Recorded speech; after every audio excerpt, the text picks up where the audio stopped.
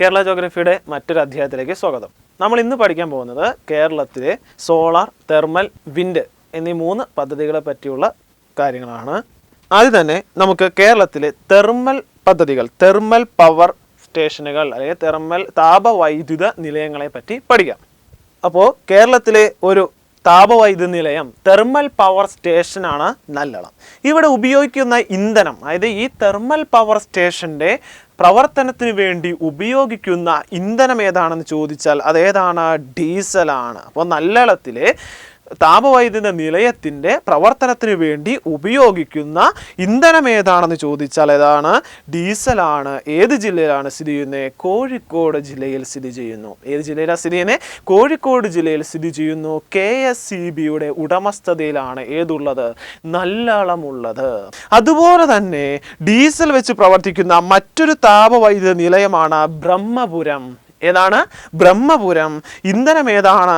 ഡീസലാണ്. അതും ആരുടെ കൈവശമാണ്? KSEB. KSEBയുടെ മേൽനോട്ടത്തിലുള്ള ഒരു താപവൈദ്യുത നിലയമാണേത്? ബ്രഹ്മപുരം. ഇത് എവിടെയാണ് സ്ഥിതി ചെയ്യുന്നത്? എറണാകുളം. തെർമൽ പവർ പ്ലാന്റിൽ ഡീസൽ ഇന്ധനമായിട്ട് ഉപയോഗിച്ച് പ്രവർത്തിക്കുന്ന പ്ലാന്റുകളാണ് ഏതൊക്കെ? നല്ലളവും ബ്രഹ്മപുരവും. അടുത്തത് ചീമേനി. ഏതാണ്? ചീമേനി. ഇതേതാ? പ്രകൃതിവാതകമാണ് ഉപയോഗിക്കുന്നത്. ഡീസൽ എല്ലാം പകരം ഏതാണ്? പ്രകൃതിവാതകമാണ് ഉപയോഗിക്കുന്നത്.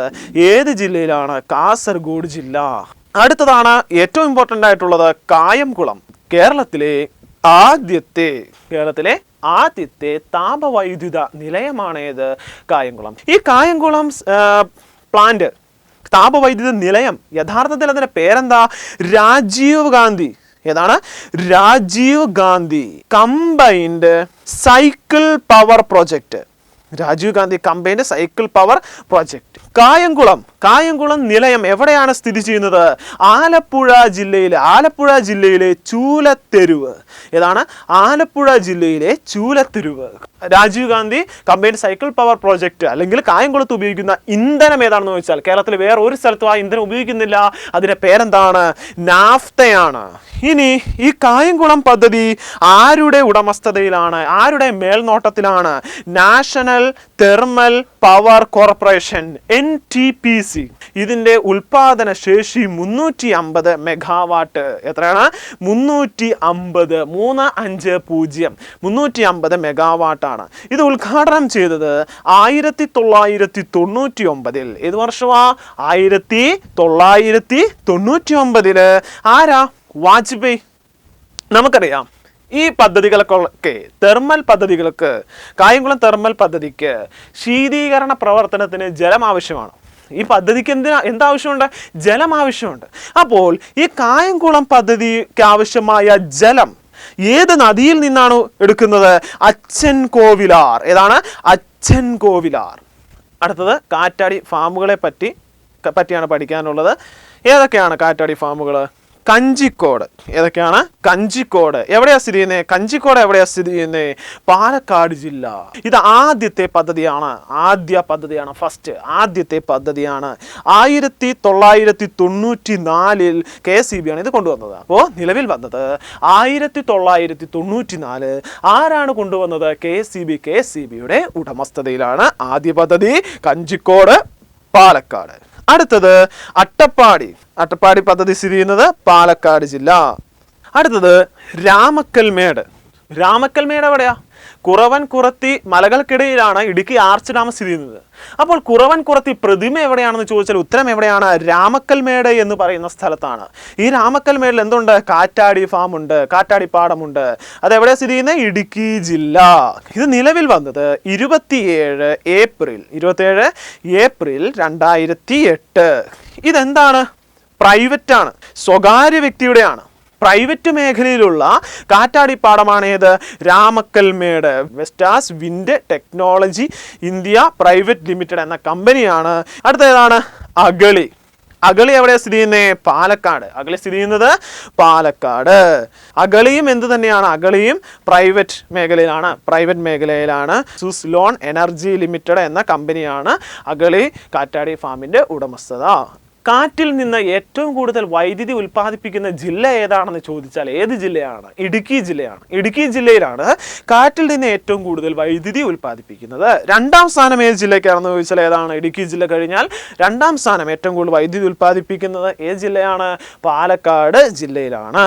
ഇനി ഏറ്റവും പുതിയതായിട്ട് ഒരു കാറ്റാടിപ്പാടത്തിന്റെ സാധ്യത കണ്ടെത്തിയ സ്ഥലമാണ് തിരുവനന്തപുരത്തെ പൊന്മുടി. ഏതാണ്? തിരുവനന്തപുരത്തെ പൊന്മുടി. അടുത്തത് കേരളത്തിലെ സോളാർ പദ്ധതികളെ പറ്റിയാണ്. കാസർഗോഡ് സോളാർ പാർക്ക് എവിടെ സ്ഥിതി ചെയ്യുന്നത്? പേര് തന്നെ ഉണ്ടല്ലോ, എവിടെയാ? കാസർഗോഡില്. അടുത്ത Cochin international airport CIAL. Cochin international airport എവിടെയാ? എറണാകുളം. ഇതിന്റെ പേരെന്താ? ഇതിന്റെ പ്രത്യേകത എന്താ? അതായത് നമ്മുടെ ഏഷ്യയിലെ തന്നെ ആദ്യത്തെ സൗരോർജ്ജത്തിൽ പ്രവർത്തിക്കുന്ന ഏറ്റവും വലിയ എയർപോർട്ടാണ് ഏത്? Cochin international airport. ഇനി വൈദ്യുത പദ്ധതികളെ കുറിച്ച് കൂടുതൽ ചോദ്യങ്ങൾ നമുക്ക് നോക്കാം. കാറ്റിൽ നിന്ന് ഏറ്റവും കൂടുതൽ വൈദ്യുതി ഉൽപ്പാദിപ്പിക്കുന്ന ജില്ല ഏതാണെന്ന് നമ്മൾ പഠിച്ചു കഴിഞ്ഞു. ഏത് ജില്ലയാ? ഇടുക്കി ജില്ല. ഒരു മാറ്റമില്ല, ഇടുക്കി ജില്ല.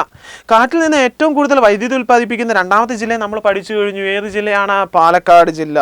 ഇനി കേരളത്തിലെ ആദ്യ കാറ്റാടി ഫാം കഞ്ചിക്കോട്. അടുത്തത് കേരളത്തിലെ ആദ്യ താപവൈദ്യുത നിലയം. അതും നമ്മൾ പഠിച്ചു കഴിഞ്ഞു. ഏതാ? കായംകുളം. കേരളത്തിലെ ആദ്യ താപവൈദ്യുത നിലയം ഏത് തന്നെയാണ്? കായംകുളമാണ്. കേരളത്തിലെ രണ്ടാമത്തെ താപവൈദ്യുത നിലയം ഏതാ? കേരളത്തിലെ രണ്ടാമത്തെ താപവൈദ്യുത നിലയം നല്ലളം, കോഴിക്കോട്. ഇനി ഇന്ത്യയിലെ ഏറ്റവും വലിയ ഒഴുകുന്ന സോളാർ പവർ പ്ലാന്റ് എവിടെയാണെന്ന് ചോദിച്ചാൽ ബാണാസുര. KSEBയുടെ ഉടമസ്ഥതയിലുള്ള ബാണാസുര സോളാർ പവർ പ്ലാന്റ് ആണ് ഇന്ത്യയിലെ ഏറ്റവും വലിയ ഒഴുകുന്ന സോളാർ പവർ പ്ലാന്റ്. അപ്പോൾ നമ്മൾ പറഞ്ഞു കഴിഞ്ഞു കാറ്റിൽ നിന്ന് വൈദ്യുതി ഉൽപ്പാദിപ്പിക്കാൻ സാധിക്കുമെന്ന് പുതിയതായി കണ്ടെത്തിയ കേരളത്തിലെ പ്രദേശം. നമ്മൾ പറഞ്ഞു കഴിഞ്ഞാണ് പ്രദേശം ഏതാണ്? പൊന്മുടി. തിരുവനന്തപുരത്തെ പൊന്മുടിയിലാണ് ഏറ്റവും പുതിയതായിട്ട് കാറ്റിൽ നിന്ന് വൈദ്യുതി ഉൽപ്പാദിപ്പിക്കാം. അത് സ്യൂട്ടബിൾ ആണ് എന്ന് കണ്ടെത്തി കഴിഞ്ഞു.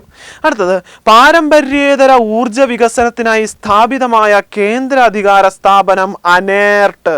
1986. വെരി ഇമ്പോർട്ടൻ്റ് ആണ്. 1986 സ്ഥാപിതമായ അനേർട്ടാണ് പാരമ്പര്യേതര ഊർജ വികസനത്തിനായി സ്ഥാപിതമായ കേന്ദ്ര അധികാര സ്ഥാപനം. അടുത്തത് അനേർട്ട് ആരംഭിച്ച മൊബൈൽ ആപ്ലിക്കേഷൻ ഇമ്പോർട്ടൻ്റ് ആണ്, സൗരവീഥി. 2001 എനർജി കൺസർവേഷൻ ആക്ട് നടപ്പാക്കാൻ ചുമതലപ്പെട്ട സംസ്ഥാന സ്ഥാപനമാണ് എനർജി മാനേജ്മെന്റ് സെന്റർ. അടുത്തത് സൗരോർജ്ജത്തിൽ പ്രവർത്തിക്കുന്ന ലോകത്തിലെ ആദ്യ വിമാനത്താവളമാണ് CIAL, Cochin international airport limited. അതുപോലെ തന്നെ നമ്മുടെ കേരളത്തിൽ ആദ്യമായി സൗരോർജ്ജത്തിൽ പ്രവർത്തിക്കുന്ന ബോട്ട് ഏതായിരുന്നു?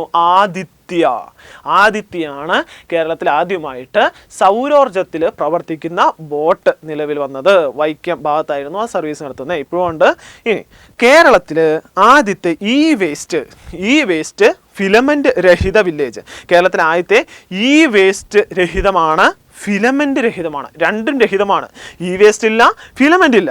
ഏത് വില്ലേജാ? തുരുത്തിക്കര, മുളന്തുരുത്തി പഞ്ചായത്ത്. എറണാകുളം ജില്ലയിലെ മുളന്തുരുത്തി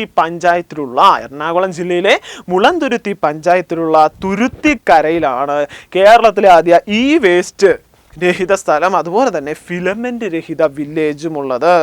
കേരളത്തിലെ സമ്പൂർണ്ണ സൗരോർജ പഞ്ചായത്ത് ഇമ്പോർട്ടൻ്റ് ആണ്. ഏതാണ്? പെരുമാട്ടി.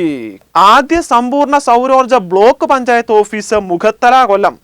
ആദ്യ സമ്പൂർണ്ണ സൗരോർജ ബ്ലോക്ക് പഞ്ചായത്ത് ഓഫീസ് ഏതാണെന്ന് ചോദിച്ചാൽ ഏതാണ്? മുഖത്തല. ഏത് ജില്ലയിലാണ്? കൊല്ലം ജില്ലയിലാണ് സ്ഥിതി ചെയ്യുന്നത്. കേരള ജോഗ്രഫിയിലെ പ്രധാനപ്പെട്ട തെർമൽ, വിൻഡ്, സോളാർ എന്നീ 3 പദ്ധതികളെ കുറിച്ചും നമ്മളിപ്പോൾ പഠിച്ചു കഴിഞ്ഞു. മറ്റൊരു ക്ലാസ്സുമായി നമുക്ക് വീണ്ടും കാണാം.